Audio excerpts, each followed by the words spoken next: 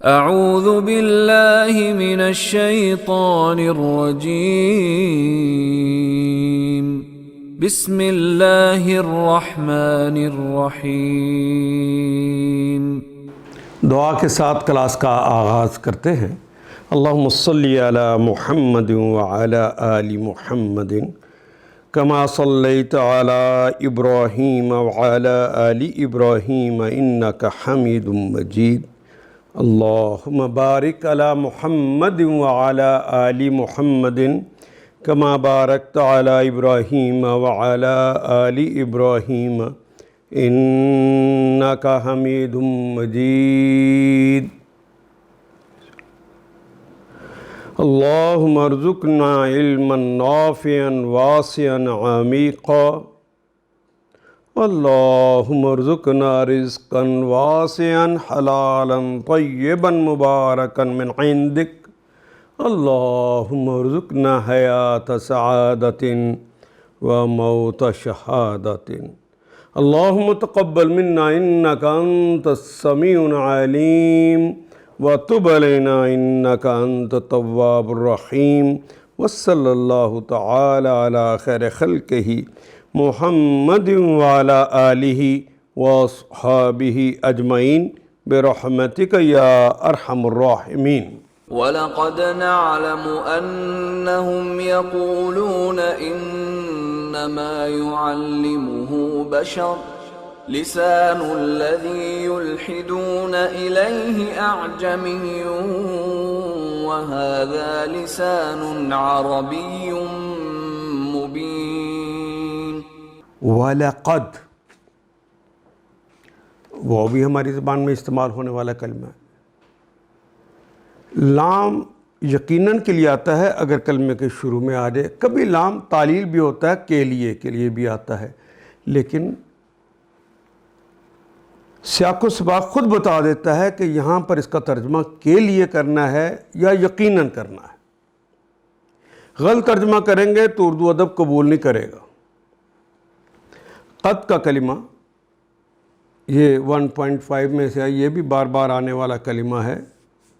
قد کے معنی ہوتے یقیناً، تحقیق کے ساتھ، لازمی ہے۔ لام اور قد دونوں کو اکٹھا کر کے کہا یقیناً یقیناً۔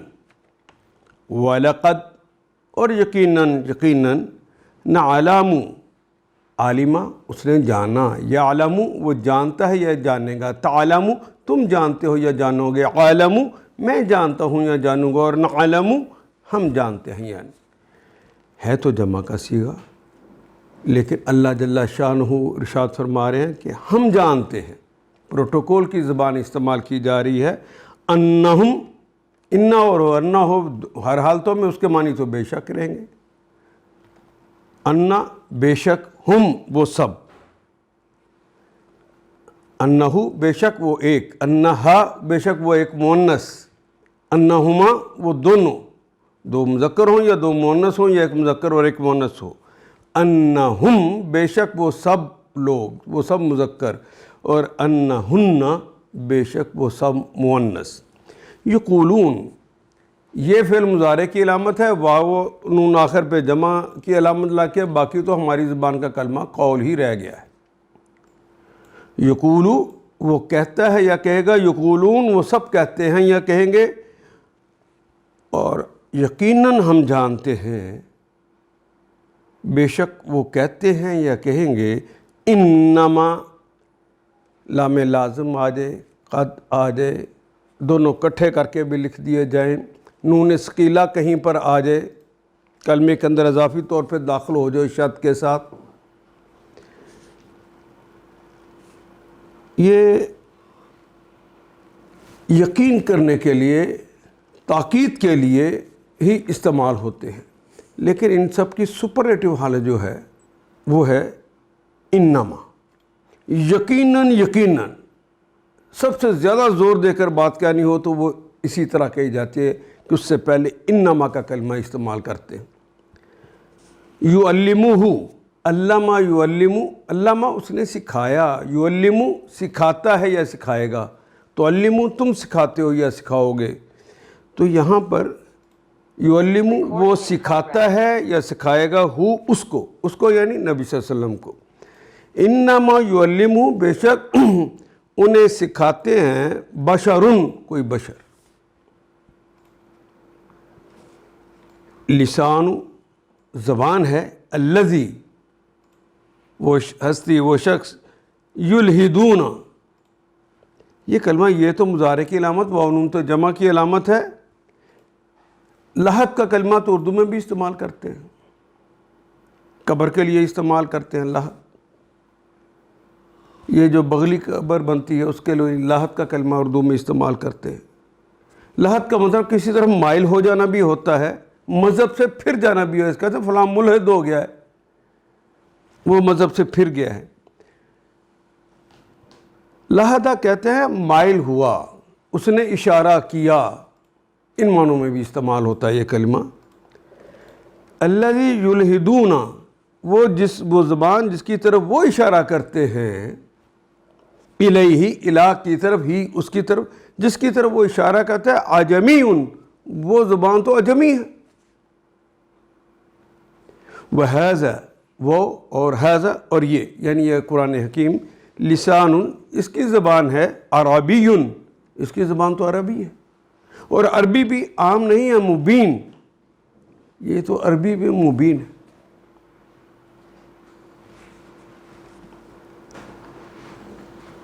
وَلَقَدْ نَعْلَمُ أَنَّهُمْ يَقُولُونَ إِنَّمَا يُعَلِّمُهُ بَشَرٌ ہمیں معلوم ہے، ہمیں پتہ ہے، ہم جانتے ہیں یہ لوگ آپ کے متعلق جو کہتے ہیں کہ اس شخص کو ایک آدمی سکھاتا پڑھاتا ہے، حالانکہ اس کا اشارہ جس آدمی کی طرف ہے اس کی زبان تو عجمی ہے، اور یہ صاف عربی زبان ہے.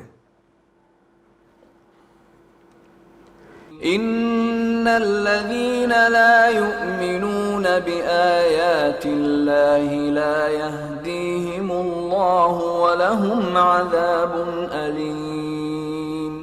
ان بے شک الذین وہ تمام لوگ، لا یؤمنون جو ایمان نہیں لاتے. آمنا وہ ایک شخص ایمان لایا، یؤمنو وہ ایمان لاتا ہے یا لائے گا، یؤمنون وہ سب ایمان لاتے ہیں یا لائیں گے، اور لا یؤمنون وہ ایمان نہیں لاتے. بآیات اللہ بے پر آیت کی جمع ہے آیات، اردو میں ایسے ہی استعمال کرتے ہیں. آیت کا کلمہ نکرہ ہے، اللہ کا کلمہ معرفہ ہے. ترجمہ کرتے ہوئے درمیان میں کا کے کی کا اضافہ کریں گے. بآیات اللہ اللہ کی آیات، کا کے کی کا اضافہ ہو جائے گا. بآیات اللہ اللہ کی آیات پر وہ ایمان نہیں لاتے. لا یہدیہم لا یہدی ہدا اس نے ہدایت دی، یہدی وہ ہدایت دیتا ہے یا دے گا، ہم ان کو، اللہ اللہ ان کو ہدایت نہیں دیتے، اللہ ان کو ہدایت نہیں دیتے. وَلَهُمْ وہ اور لہم اور ان کے لیے ہے، عذابٌ کوئی عذاب ہے، علیم المناک بھی اردو میں استعمال کرتے ہیں، عذاب کا کلمہ بھی اردو میں استعمال کرتے ہیں. عذاب علیم المناک ہے، فعیل کا وزن ہے کہ جب عذاب شروع ہوگا پھر اس نے ختم نہیں ہونا. جب تک کوئی دنیا میں ہے، زندہ ہے تو معافی مانگ لے، ورنہ وہاں پہنچ جائے گا تو پھر معافی کا موقع بھی ختم ہو جائے گا. دو کلمات ساتھ ساتھ آگے، عذاب علیم.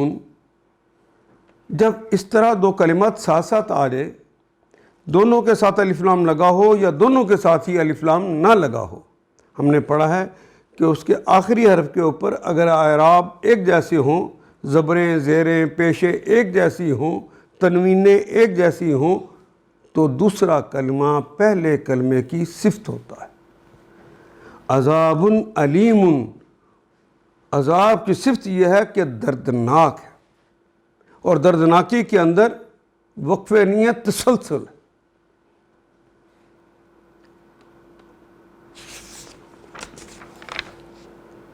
ان الذین لا یؤمنون بآیات اللہ،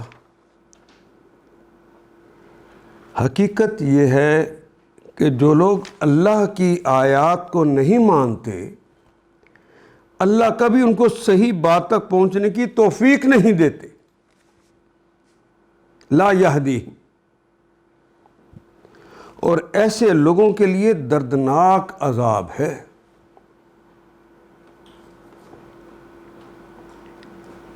انما يفتري الكذب الذين لا يؤمنون بآيات الله واولئك هم الكاذبون. انما بے شک آخری بات کہی جا رہی ہے، آخری ورڈک ہوتی ہے، آگے قوموں میں بات کہی جا رہی ہے، بریکٹ میں کوئی چیز اس سے بدلی نہیں جا سکتی. انما یفتری، اصل میں کلمہ تو تھا فرا یفری فرین، فے را یا سے نکلتا. فرا اس نے کاٹا، اس نے چیرا. اس کے ایک معنی ہوتے غلط اور بے بنیاد بات کہی.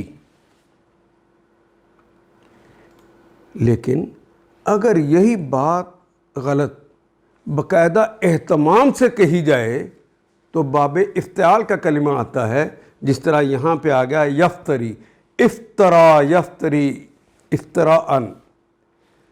یہ باب افتعال اہتمام کے ساتھ جھوٹ گھڑنا. انما یفتری باقاعدہ اہتمام کے ساتھ جو جھوٹ کرتے ہیں، الکاذب کاذبہ جھوٹ، الذین وہ لوگ ہیں لا یومنون جو ایمان نہیں لاتے. لا بھی ہماری زبان کا کلمہ، یومنون امن بھی ہماری زبان کا کلمہ، بھی آیات اللہ جو اللہ کی آیات پر ایمان نہیں لاتے. جھوٹ تو اصل میں وہ گھڑتے. وَأُولَئِكَ هُمُ الْكَاذِبُونَ. وہ اور اولئک اس میں اشارہ ہے بعید کے لیے، وہ سب لوگ. اور ہم کا مطلب بھی وہ سب لوگ. ہم نے پڑھا تھا دو کلمات ساتھ ساتھ آ جائیں، وہ ہم شکل ہوں، وہ یا ہم شکل نہ ہوں لیکن ہم معنی ہوں. ایسی صورت میں آ جائیں تو یہ ایمفسائز کرنے کے لیے ہوتا ہے، زور دینے کے لیے ہوتا ہے. تو اردو ادب میں کلمے کے اندر زور ڈالنے کے لیے، جملے میں زور ڈالنے کے لیے ہی کا اضافہ کرتے ہیں.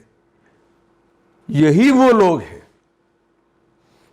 وَأُولَئِكَ هُمُ الْكَاذِبُونَ. یہی وہ لوگ ہیں جو اصل میں جھوٹے. الکاذب الف لام لگے اور آخر پہ واو نون تو جمع کی علامت. یہی لوگ دراصل جھوٹے ہیں.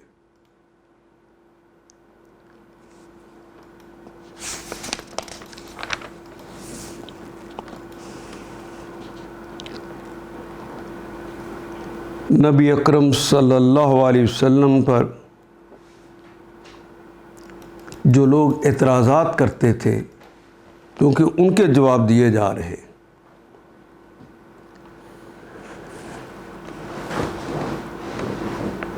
تو اس جواب ان وقت لوگ یہ کہتے تھے کہ یہ جو نبی صلی اللہ علیہ وسلم کہتے ہیں کہ جبریل امین ہیں، وہ روح القدس ہیں.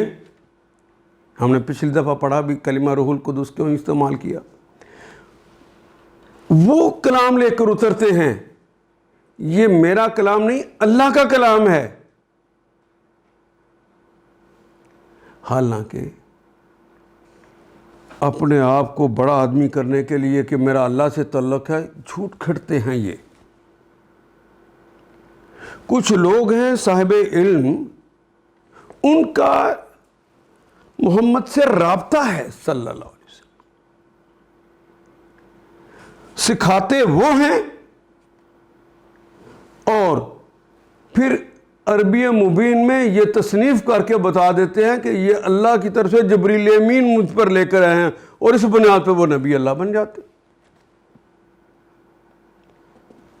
یہ الزام لگاتے تھے وہ.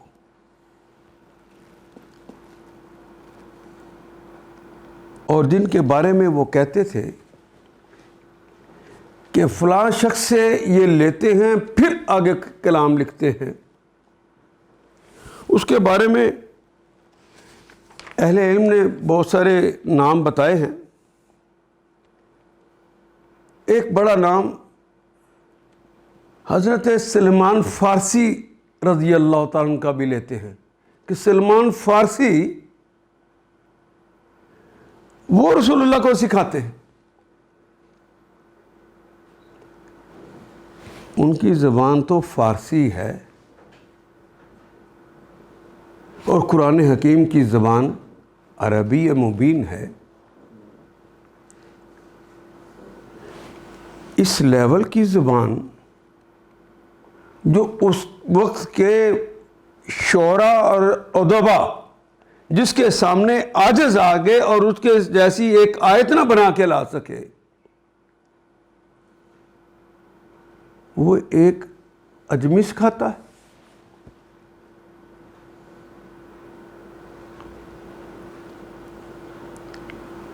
بعض لوگوں نے بیان کیا کہ ایک نام تھا جبر. یہ عامر بن حضرمی کا غلام تھا اور یہ غلام رومی تھا. اب رومی کی زبان عربی تھی.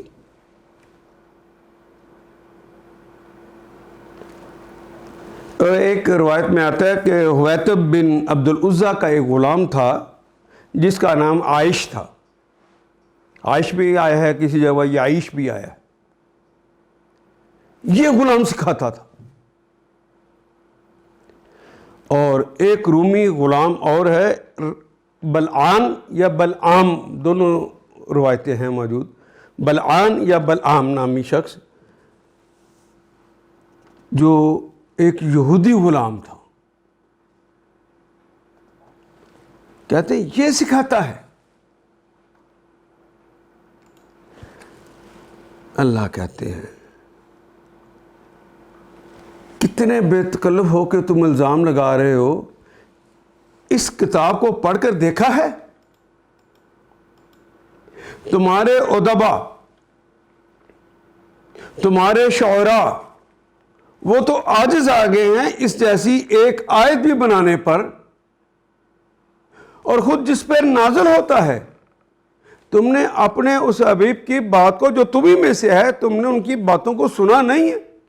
ان کا اپنا کلام بھی اس لیول کا نہیں ہے.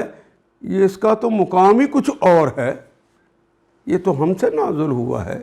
اس طرح کی تو چیز کوئی لکھ سکتا ہی نہیں ہے. تم نے اس پر الزام لگانے شروع کر دیے.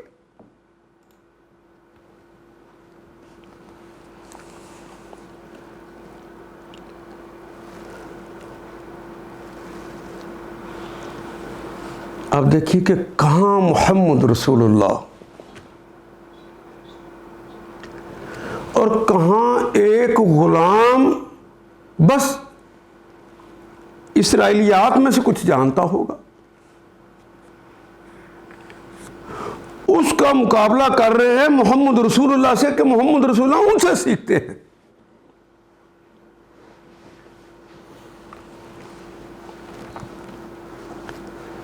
یعنی یہ اجمی غلام انہیں رسول اللہ سے زیادہ قابل تر نظر آنے شروع ہو گئے کہ یہ گوہر نایاب اس کوئلے سے چمک حاصل کر رہا ہے. سوچیے ذرا. اور یہیں سے یہ بات بھی سمجھیے کہ جو اثریت ہے، ایک زمانے کے جو لوگ ہوتے ہیں کبھی بڑے آدمی کو تسلیم نہیں کرتے، ان کے مقابلے پر الزام تراشیاں شروع کر دیتے.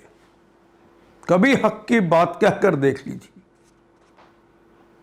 آپ کی حق کی بات کو قبول کرنے کی بجائے آپ پہ الزام لگانا شروع کر دیں.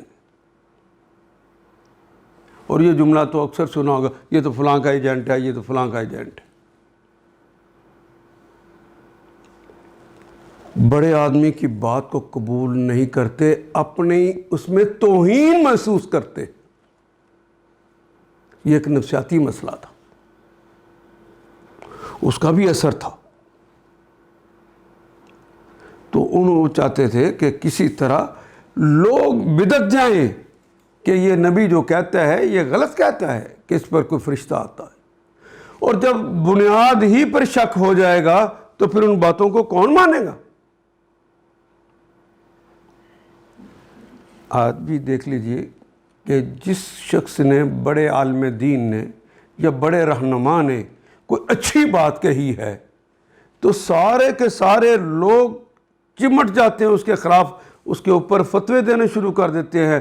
کوئی اس کو غدار کہہ رہا ہوتا ہے، کوئی اس کو کچھ کہہ رہا ہوتا ہے، فلاں کا ایجنٹ ہے، اور اس کی تذلیل کر کے اندر کی راحت محسوس کر رہے ہوتے ہیں.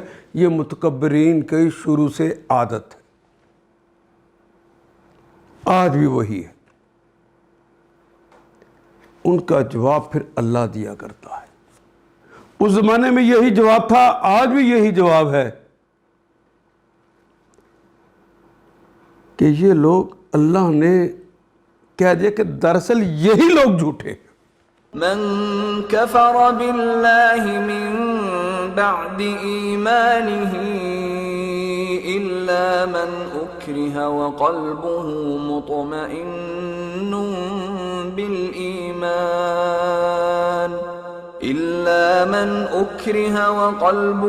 مطمئن بالإيمان ولكن من شرح بالكفر صدرا فعليهم غضب من الله ولهم عذاب عظيم. من کفر باللہ. اب یہاں ایک اور مسئلہ شروع ہو گیا. من جو یا کون، کفرا جس نے کفر کیا، باللہ اللہ کے ساتھ، یعنی کافر ہو گیا. من بعد ایمانی ہی، من سے بعد، من بھی ہماری زبان کا کلمہ، پہلے کا عکس ہے بعد، یہ بھی ہماری زبان کا کلمہ ہے. ایمان ہی، ایمان کا کلمہ بھی ہماری زبان کا کلمہ ہے. ایمان کے بعد ساتھ ضمیر لگ گئی تو کا کی ماں کا ترجمہ کریں گے. پہلا نکرہ، دوسرا معرفہ ہے. اس کے ایمان، یعنی اپنے ایمان کے بعد جس نے کفر کر لیا، اللہ سوائے اس کے. من جو یا کون اکرہا، پہلے کلمے کے اوپر پیش ہے، تیسرے کے نیچے زیر ہے.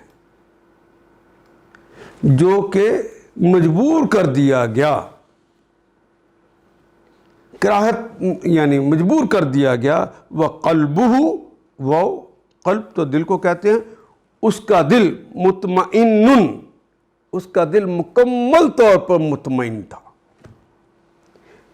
بالایمان، بے پر الایمان، اصل ایمان پر اس کا دل مکمل مطمئن تھا.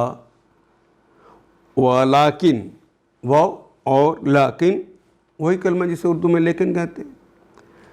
من جو یا کون، شرحا، شرحا یشرح کھول جانا، کھلا، بالکفری ساتھ کفر کے، صدرن جس نے کھول دیا، بے کفری کفر کے ساتھ، صدرن اپنے سینے کو، یعنی اپنا دل اس نے کھول دیا کفر کے لیے.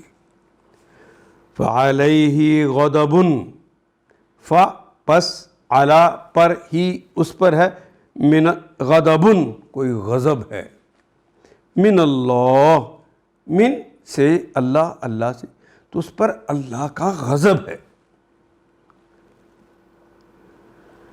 یعنی جس نے دل کی رضامندی سے، شرح صدر سے، جسے ہم کہتے ہیں اردو میں شرح صدر سے، وہی کلمہ شرح صدرن کا کلمہ استعمال ہوا ہے، شرح صدر سے کفر کو قبول کر لیا ہے، اس پر اللہ کا کوئی غضب ہے. فعلیہ غضب من اللہ، اللہ کی طرف سے پہ غضب ہے. وَلَهُمْ، وہ اور لام کے لیے، ہم اور ان کے لیے، عذاب عظیم، ان کے لیے عذاب ہے، عظیم بہت بڑا عذاب ہے، اور عظیم فعیل کے وزن پر ہے. یہ عذاب بھی بہت بڑا ہے اور ہمیشہ کے لیے بڑا. دو کلمات ساتھ ساتھ آگے، دونوں کے ساتھ الف لام نہیں لگا ہوا، دونوں کے اعراب ایک جیسے ہیں، تو دوسرا کلمہ پہلے کلمے کی صفت ہے. عذاب کی صفت یہ ہے کہ وہ بہت بڑا عذاب ہے، اور اس میں لفظ کے اندر چھپی بات یہ ہے کہ وہ ہمیشہ رہے گا، ختم نہیں ہوگا۔ عظیم فاعل ان کا وزن ہے، ازل سے ابد کے معنی اس میں پائے جاتے ہیں۔ من کفر باللہ من بعد ایمانہ الا من اکرہ وقلبہ مطمئن بالایمان، جو شخص ایمان لانے کے بعد کفر کرے وہ اگر مجبور کیا گیا ہو، اگر وہ مجبور کیا گیا ہو، ظلم زیادتیوں کے ساتھ مجبور کروا دیا گیا ہو، دل اس کا ایمان پر مطمئن ہے، شرط یہ ہے کہ دل اس کا مطمئن ہو، تب تو خیر ہے۔ مگر جس نے دل کی رضامندی سے کفر قبول کر لیا، ولیکن من شرح بالکفر صدرا فعلیہ غضب من اللہ، جس نے دل کی رضامندی کے ساتھ یعنی شرح صدر کے ساتھ جس نے کفر کو قبول کیا کر لیا، اللہ کا اس پہ غضب ہے۔ وَلَهُمْ عَذَابٌ عَظِيمٌ، اور ایسے لوگوں کے لیے بڑا عذاب ہے۔ یہاں ایک اور مسئلے کی طرف اشارہ کیا جا رہا ہے۔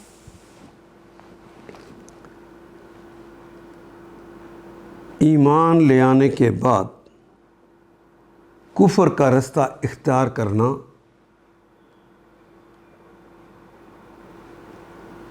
اس کی تو اجازت مل ہی نہیں سکتی تھی، یہ تو ارتداد ہے، اور مرتد کی سزا تو موت ہے۔ لیکن کبھی ایسا بھی تو ہو سکتا ہے کہ ایک شخص ایمان لایا ہو، پھر اس کے ساتھ اتنا ظلم ہوا ہو کہ اس کی برداشت کی قوت جواب دے جائے، تو اپنی جان کو بچانے کے لیے اگر وہ بندہ کلمہ کفر منہ سے کہہ لیتا ہے تو اللہ کہتے ہیں اس کی خیر ہے، کوئی بات نہیں۔ لیکن جس نے تعذیب ہوتے دیکھی، تکلیف اٹھا نہ سکا، مشکلات کے اندر گھرتے دیکھا اور اللہ کی آیت کا انکار کر گیا، اس نے کفر کر لیا، تو وہ اللہ کے غضب میں گھر گیا ہے، اور اس کے لیے، ایسے سارے لوگوں کے لیے بہت بڑا عذاب ہے۔ تاریخ اسلام میں ہمیں یہ واقعہ ملتا ہے۔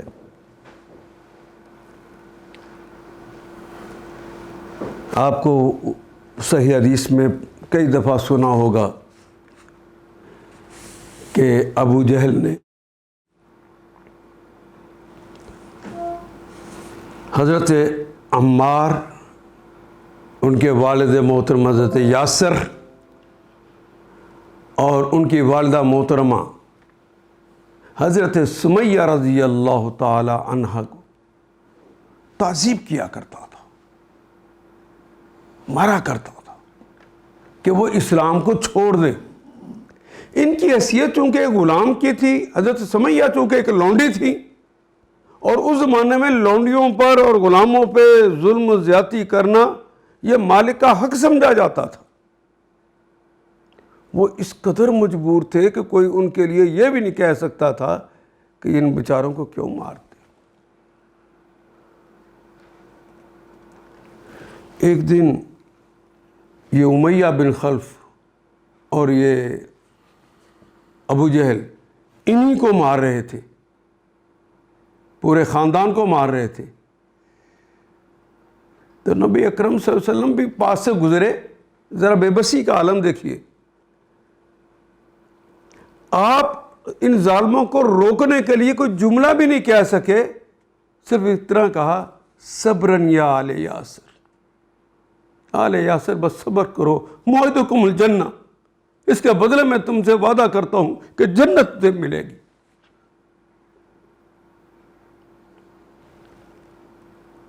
عمار ابھی چھوٹے تھے.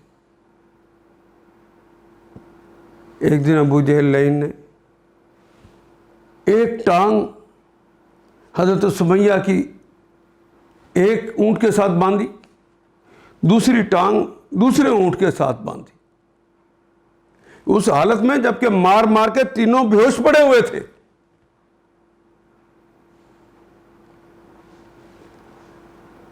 اور اونٹوں کو مخالف سمت بھگاتے ہوئے ان کی شرمگاہ میں نیزہ مارا اور آپ دو لخت ہو گئی اور اسلام کی پہلی شہیدہ کا خطاب پایا.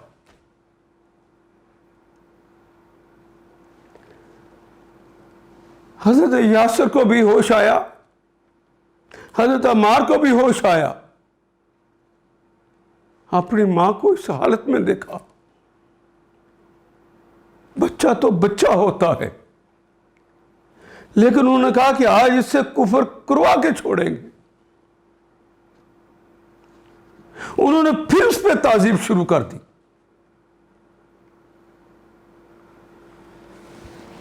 اپنی حالت کو دیکھ کر اس بچے نے, حضرت عمار نے, وہ کلمہ کفر کہہ دیا. پھر روتے ہوئے محمد رسول اللہ کے حضور خود حاضر ہو گئے کہ یا رسول اللہ ما تو رکھتو, یا رسول اللہ میں اس وقت تک نہیں چھوڑا گیا حتیٰ سببتو کا, یہاں تک کہ میں نے آپ کو گالی دے دی.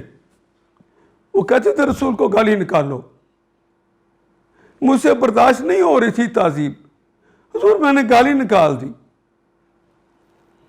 وَذَكَرْتُ آلِهَتَهُمْ, اور ان کے خداؤں کا میں نے تذکرہ کیا بالخیر, نیکی کے ساتھ.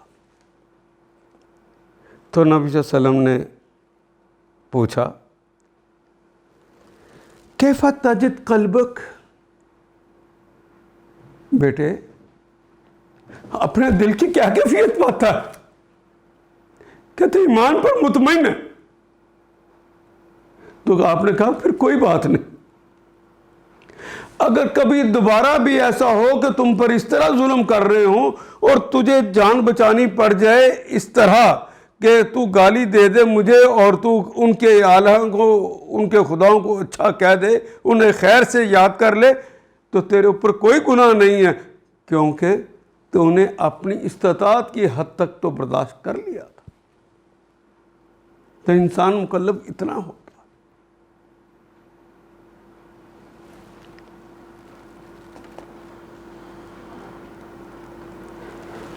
ان عادو فعد, اگر وہ اس طرح کا ظلم دوبارہ کریں تو بھی اس طرح اس عمل کو کر لینا, کوئی بات.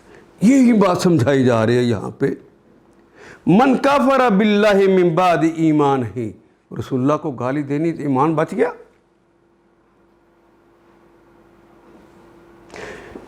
بتوں کو اچھے الفاظ سے یاد کیا, ایمان بچ گیا. الا من اکرہا, ہاں سوائے اس کے جو کہ مجبور کر دیا گیا ہے. وقلبہ مطمئن بالایمان, سوائے اس کے جس کے دل جو ہے وہ مطمئن ہو. ہاں من شرح بالکفر صدرا فعلیہ غضب من اللہ ولہم عذاب عظیم.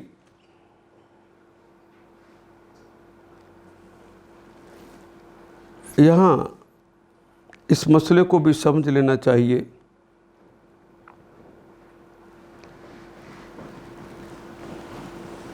کہ کیا اگر انسان مجبور کر دیے گئے تو کلمہ کفر کہہ دینا چاہیے؟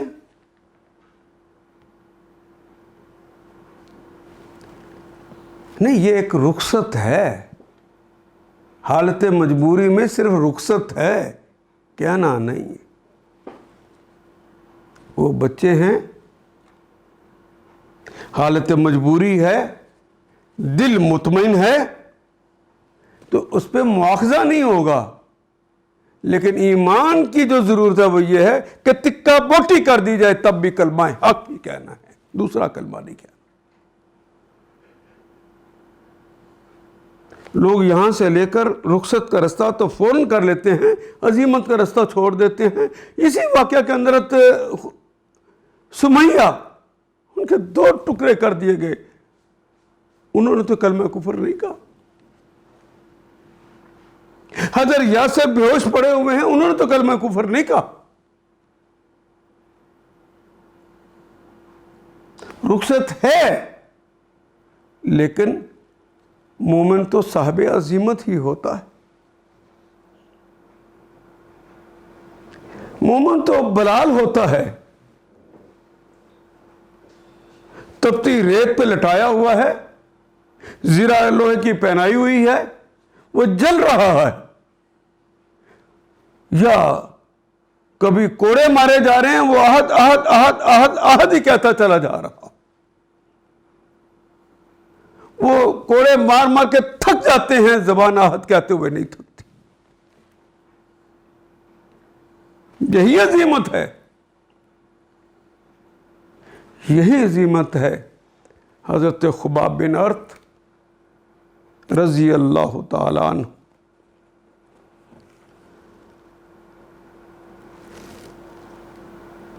آپ حداد تھے، لوہے کا کام کرتے تھے.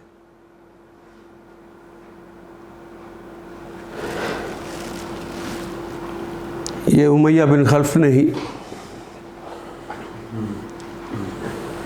انہی کے انگارے جو کہ لوہے کو پگلانے کے لیے تھے وہ بچھا دیے، کیونکہ یہ ان کا ذاتی غلام تھا امیہ بن خلف کا.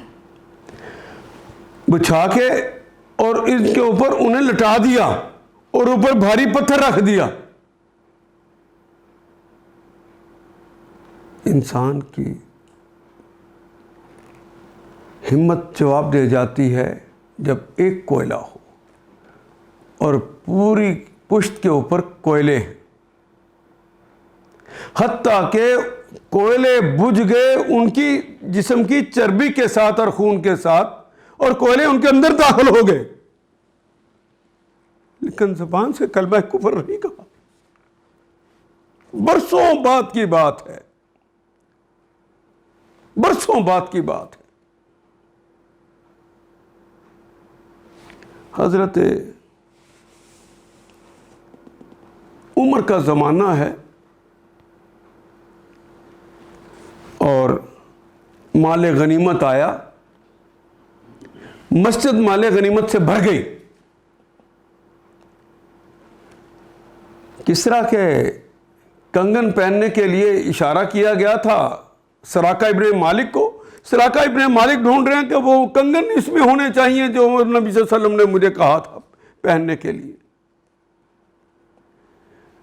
لوگ خوش ہو رہے ہیں کہ اللہ نے فتح دی ہے، ہمیں مال غنیمت اتنا آ گیا ہے، خوش ہو رہے ہیں.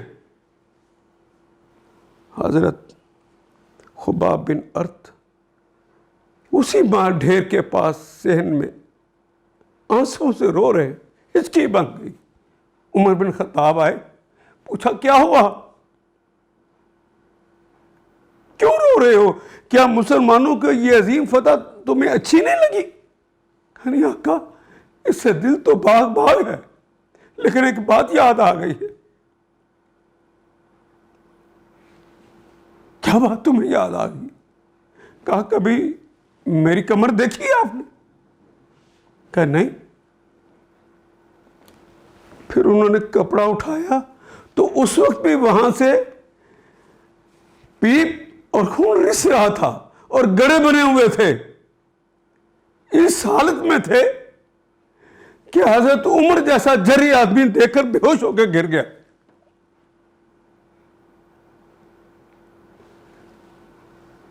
جب حضرت عمر کو ہوش آیا تو انہیں کہنے لگے کہ امیر المومنین گوار ہے نا، ہم نے ان ٹکور پیسوں کے لیے قربانی یہ نہیں دی تھی، ہم نے تو اللہ کو راضی کرنے کے لیے قربانی دی تھی، اور آج بھی ہم اس پر قائم ہیں. ڈر اس بات کا ہے کہیں اللہ یہ نہ مجھے کہہ دے کہ تو نے اگر ہماری خاطر یہ تکلیفیں برداشت کی تھی، ہم نے بھی تو بڑا انعام تمہیں دے دیا تھا، ہم اس انعام کے لیے نہیں لڑ رہے تھے. عظیمت کا رستہ یہ ہے، اس کو چھوڑ کر حضرت عمار کے رخصت کا رستے کی طرف مت جائیے. ہاں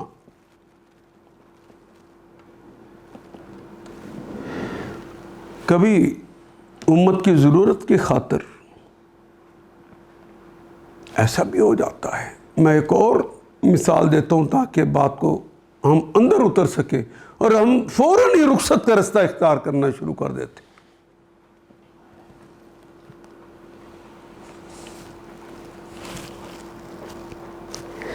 حبیب بن زید بن عاصم رضی اللہ تعالی عنہ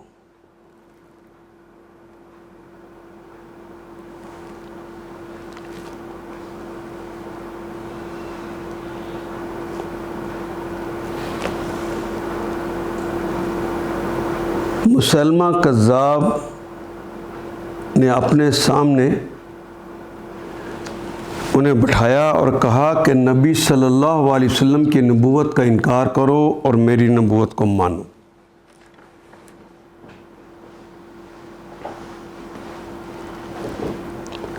انہوں نے کہا نہ نبی اکرم صلی اللہ علیہ وسلم کی نبوت کا انکار کروں گا نہ تیری نبوت کا اقرار کروں گا. جسم کا ایک ایک ایک عضو وہ کاٹتا اور کہتا کہ اب موقع ہے باقی بچا لے. انہوں نے جسم کے سارے اعضاء کٹوا کر جام شہادت نوش کر لیا مگر اس کی بات کو مانا نہیں. عزیمت کا رستہ.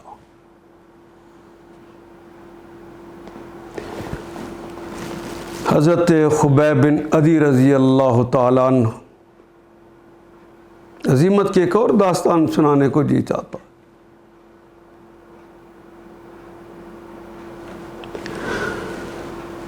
بنی حذیل کے لوگوں نے کہا کہ ہم مسلمان ہو گئے ہیں اور ہمیں قرآن سکھانے والا کوئی نہیں, کچھ لوگ بھیجیے جو آ کے ہمیں قرآن سکھائیں. تو ایک جماعت رسول اللہ صلی اللہ علیہ وسلم نے بنی حذیل میں بھیج دی. وہاں جا کے انہوں نے غداری کی, وہ جھوٹ بولا تھا کہ ہم مسلمان ہو گئے ہیں. تو حضرت خبیب بن عدی رضی اللہ تعالیٰ عنہ کو لے کر انہوں نے بیچ دیا مکے کی ایک عورت کے سامنے, سلیفہ کے پاس. بدر کے اندر اس کا بھائی اور باپ مارے گئے تھے, تو اس نے قسم کھائی ہوئی تھی کہ میں اس وقت تک چین سے نہیں بیٹھوں گی جب تک اپنے بھائی اور باپ کے قاتل کی کھوپڑی میں وہ شراب نہ پی لوں.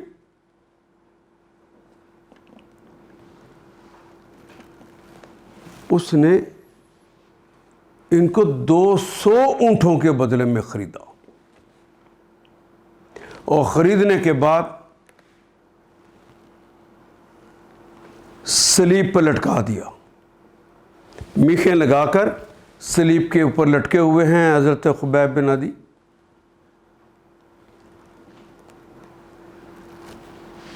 اور اس نے تعذیب بھی اسی طرح کی کہ پہلے انگلیاں کاٹیں ہاتھوں کی, پھر پاؤں کی انگلیاں کاٹیں, پھر ہاتھ کاٹے, پھر پاؤں کاٹے, پھر کوہنیوں تک کاٹا, پھر گھٹنوں تک کاٹا. جب چاروں طرف سے فوارے نکل رہے تھے خون کے, تو ایک بدبخت نے کہا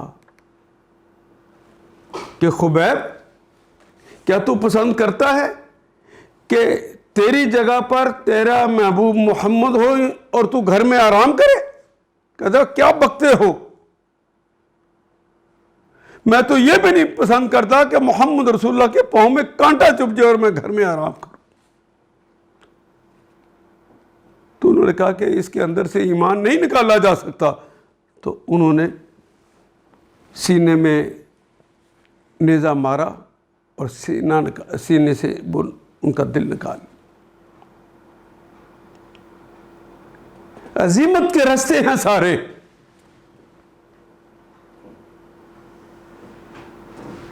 ہاں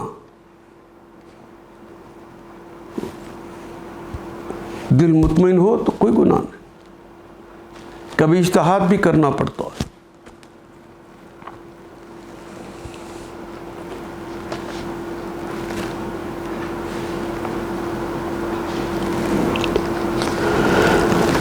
حضرت عبداللہ بن حذیفہ رضی اللہ تعالیٰ عنہ رومیوں نے پکڑ لیا، بادشاہ کے پاس لے گئے۔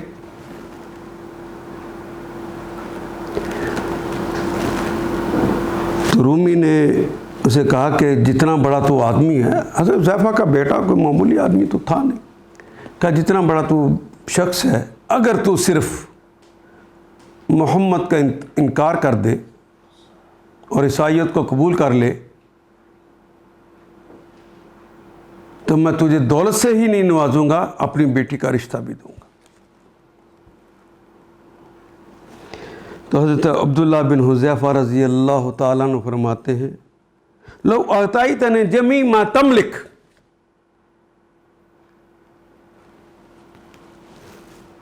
جو کچھ تیرے پاس ہے اگر وہ سارا ہی مجھے دے دے، وہ جمیع ما تملک العرب، اور عربوں کے پاس بھی جتنا ہے وہ بھی لا کے مجھے دے دے، الا ان ارجع عن دین، کہ میں اپنے دین سے پھر جاؤں، عن دین محمد طرفت عین، ایک پلک جھپکنے تک کے بھی لیے، اتنے وقفے کے لیے بھی بدل جاؤں، ما قبلت، میں ان سی چیزوں کو قبول نہیں کروں گا۔ آزمائش سے تعذیب سے ہی نہیں ہوتی، یہ بڑی آزمائش ہے جو مال اور دنیا سے کی جاتی ہے۔ کہا کہ نہیں، قبول نہیں۔ ان کا پھر اپنے عبرتناک انجام کو پہنچنے کے لیے تیار ہو جا۔ تانبے کی ایک اس نے دیگ پکائی، منگوائی، نیچے آگ جلا دی، آگ جلا کے ایک مسلمان قیدی کو بلایا اور اس کے اندر اسے پھینک دیا، تڑپ تڑپ تڑپ تڑپ تڑپ کے وہ قیدی وہاں پہ جل بھن گیا۔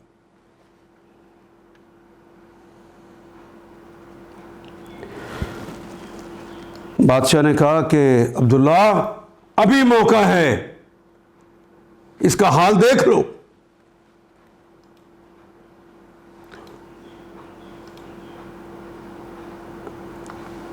اگر تو نہیں مانتا تو تیرا بھی یہ حال ہوگا۔ اس نے کہا وہ بھی جنت چلا گیا ہے، میں بھی جنت چلا جاؤں گا، تو میرا کیا بگاڑ سکتا ہے، کر لے۔ بادشاہ نے کہا کہ یہ اس طرح نہیں مانتا تو کچھ تو منواؤں اس سے۔ ان کا اگر جان بچانا چاہتا ہے تو میرے سر پر بوسہ دے، یہ احترام کا بوسہ پہلے زمانے میں دیا جاتا تھا، احترام کا بوسہ دے مجھے کہ ہاں۔ بلکہ اس سے پہلے اس نے کیا کیا، پہلے جب نہیں مانا تو کئی دن بھوکا رکھا، پھر شراب اور خنزیر کا گوشت پیش کیا، کھا لو۔ کہا حبیب نے اسے حرام کیا ہے، جان جا سکتی ہے، حرام نہیں کھاؤں،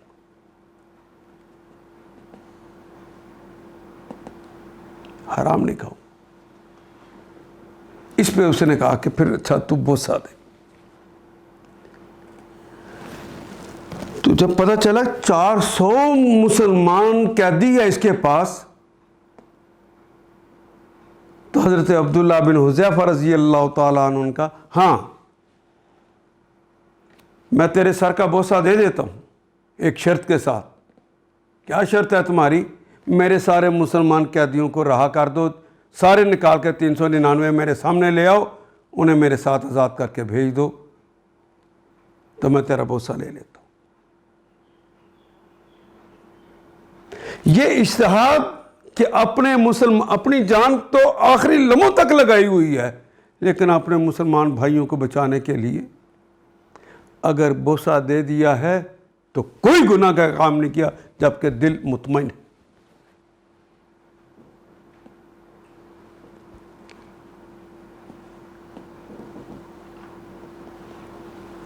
یہ جو کیفیت ہو جاتی ہے کہ آدمی فوراً رخصت کی طرف بھاگتا ہے۔ اللہ نے کہا کہ راشی و مرتشی کلاہما فی النار. محمد رسول اللہ کی حدیث واضح ہو گئی. اور محمد رسول اللہ اپنے پاس سے تو کچھ نہیں کہتے، وہ تو وہی ہوتی ہے جو ان پہ نازل ہوتی ہے.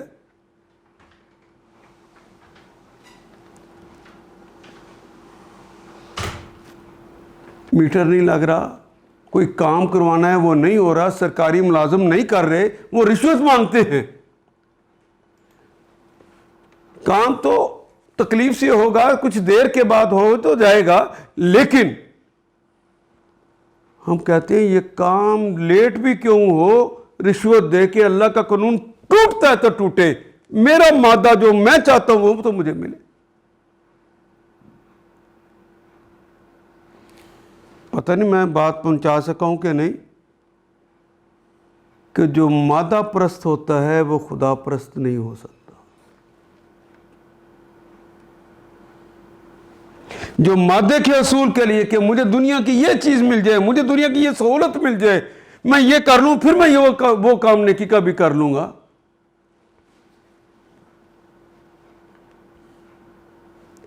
جس نے آخرت پر دنیا کو ترجیح دی